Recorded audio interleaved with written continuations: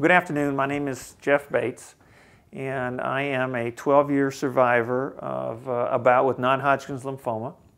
I am on the board of the Minnie Pearl Cancer Foundation here in Nashville, Tennessee, and I was going to tell you a little bit about my history to, first of all, to raise some hope out there that this is a disease that if you put 100% of your effort in to beat it, you have a chance, a fighting chance, and I am a physical specimen sitting here in front of you today that survived. So let me give you a little bit of my history. 1998, March of 1998, my wife was away for the weekend, and I was having what they almost call labor pains now because I had a tumor that had started in my lower intestinal tract and metastasized down to the artery that fed both legs. But my intestinal tract had been completely closed, and I had bile buildup all the way up into my throat area. So in a sense, I was effectively killing myself with bacteria at the short period of time, and my body was reacting to that. Somehow I got myself to the hospital on a Monday morning, and this happened to be when I lived in Memphis. Within minutes, they had put me on a table and were running a CT scan over my body and ultimately found a softball-sized tumor. And over the course of the next 2 or 3 days, in the middle of the shock and awe of how can this happen to me, we sat down with some friends and developed what I would call a battle plan as to what I was going to do. Now, you ask, first of all, the question is, how can this happen to me? The answer is, how can it not happen to you? We are all can possibly be diagnosed with cancer in our lifetime. And in truth, the older you get, probably the more of a chance you're going to have to be diagnosed at some point in time, especially if you're a male. But the non-Hodgkin's lymphoma that it turns out that I had metastasized itself to where I was quote-unquote called stage 4. And by that I mean I had major organs involved. And when I went through the surgery to remove the small intestinal problem that I had, the diagnosis was that I probably wasn't going to live longer than 6 months. Now, that's a shock to the system right there. And I can imagine that most people that are probably viewing this, the questions arise as to, what do I do now? What are my odds? Am I going to live? What happens to my family unit? What are the next 6 months going to be? How are they going to survive? All those questions start pervading your mind. And I'll tell you, there's 2 things you have to focus on when this occurs. Number one, you have to completely remove yourself from the listening to the what are my chances of survival, because your chances are 0 or 100. You're going to live or you're not. And you have to put yourself in the mindset that you are going to live and be here like I am 12 years from now, by the grace of God, just being here. Secondly, you have to formulate a battle plan. And that includes querying your oncologist, who is not the end-all be-all in terms of information, querying your support group, which Minnie Pearl has a terrific, terrific group of people to answer questions, help guide you early enough in the process as to help you plan your defense programs as to what you're going to do going forward.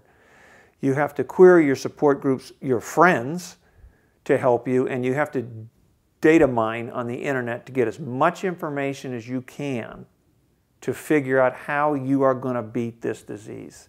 Most people go into shock and awe. It's a deer in the headlights. And at the end of the day, you have to get through that, get it behind you, and get all the information so that you can formulate the right battle plan to help you going forward. One of the questions you have to ask your oncologist is, what is the standard treatment for what I have, and where did the treatment come from, how long has it been in place, who are you talking to, where is your data source coming from, are you talking to the different cancer centers around the country to see what treatments they're doing, anything new that's occurring, has it changed in the past period in time. You have to have that information, and they have to be able to confirm that right off the tip of the tongue, that they're involved, not on an island, but they're involved with all of the major cancer centers around the country to make sure that what is being brought to you is the latest treatment to help you survive. So that's number one, and it's kind of like your plate of armor in your fight to get through the cancer. You've got somebody, an advocate on your side who's a doctor who's ultimately answering to you the questions that you have and has not put themselves out on an island as the end-all be-all, because let me tell you something, they're not. They don't know everything at all times, and they have to go to their own resources to get help to help you. So that's number one. Number two, you have to have substantial time on your hand to get out on the internet and look and build your own knowledge base. But I'll caution you, one of the things that you're going to find is the data is inconsistent. This is where it's crucial that you find a support group like a Mini Pearl who can help you work your way through the plethora of data that you can now find on the internet. And I tell you, from 10 years ago, it's multiplied exponentially from what I had access to what you now have access to in 2010. But you have to have a group, and not your doctors, but a group of people who live like you do and deal with this every day, who can help you walk through the data and mine it and help you come to some sort of conclusions about what you're reading and what this really means to you. And then really number three, and this was critical in my care, you have a support group of special friends that are formed around you to help with just someone you can talk to about what you're going through.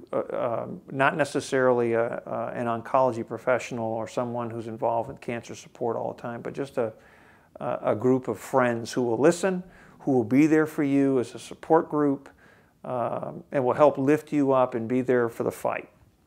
This is, as I think back and reflect upon what I went through in the years, this is where you really wanted to have what somebody just mentioned to me was a co-captain directing the ship here, because the life-changing experience I was about to go through was something you just can't plan.